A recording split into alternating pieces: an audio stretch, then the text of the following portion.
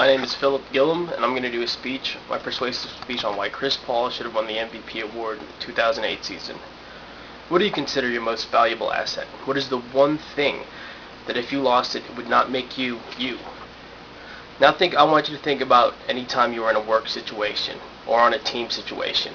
Who is that one person, either at work or on your team, that you guys could not perform the same way without? Every professional sports league has the most valuable player award, and in most instances, controversy surrounds that award. The 2007-2008 MVP race was no different, with three players who had a legitimate shot at the award. LeBron James of the Cleveland Cavaliers, Chris Paul of the New Orleans Hornets, and Kobe Bryant of the Los Angeles Lakers. The award was ultimately awarded to Kobe Bryant, but I think Chris Paul finished a close second. It is my belief that Chris Paul should have taken the award. By looking at the history of the award and comparing Kobe Bryant's and Chris Paul's stats, as well as their impact on their team, I will convince you that Chris Paul should have been the 2008 NBA MVP award. The National Basketball Association, according to www.nba.com, has been awarding its most valuable player award since 1956. The winner receives a Maurice Poldoff trophy, who was named after the league's first commissioner. Originally, the award was voted on by the NBA's players. However, in the 1981 season, a panel of 125 sports writers from Canada and the United States voted on the award. The award is given in the middle of the playoffs, therefore advancement into the playoffs really doesn't factor into the award. Notable winners were Bob Pettit of the St. Louis Hawks, who won 2 MVP awards and won the first award, which was awarded in the 1956 season, as I stated earlier. Of course, Michael Jordan of the Chicago Bulls, who won the award in 91, 92, 93, 95, 96, and the 97 and 98 seasons.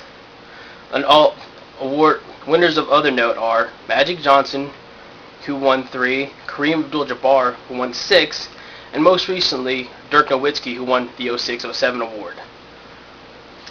By looking at the stats of each Kobe Bryant and Chris Paul, you will see why Chris Paul should have won the award. Let's look at Kobe Bryant's stats first. He averaged 28 points a game, 5.4 assists, and 1.8 steals. The Lakers did have a 57-25 record. They won the Western Conference champs, and they also were the Pacific Division champs in the Western Conference.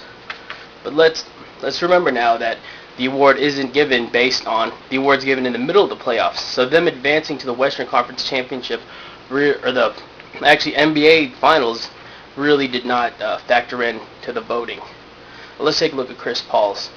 21 points per game, 11.6 assists, and 2.7 steals. His team, the New Orleans Hornets, were 56-26, and they won the Southwest Division in the NBA's Western Conference. Now, although Chris Paul's team had a slightly lower record than the Lakers, Chris Paul's impact was greater, although Kobe Bryant averaged more points a game, Chris Paul's 11.6 assists made him, and plus his 21.6 points, gave him about 50% of his team's scoring. Now, finally, I want to look at the league rankings. Chris Paul was 19th in scoring, but first in assists and first in steals. Kobe Bryant was 3rd in scoring, but did not rank significantly in any other category. So who's more valuable to their team, Chris Paul or Kobe Bryant?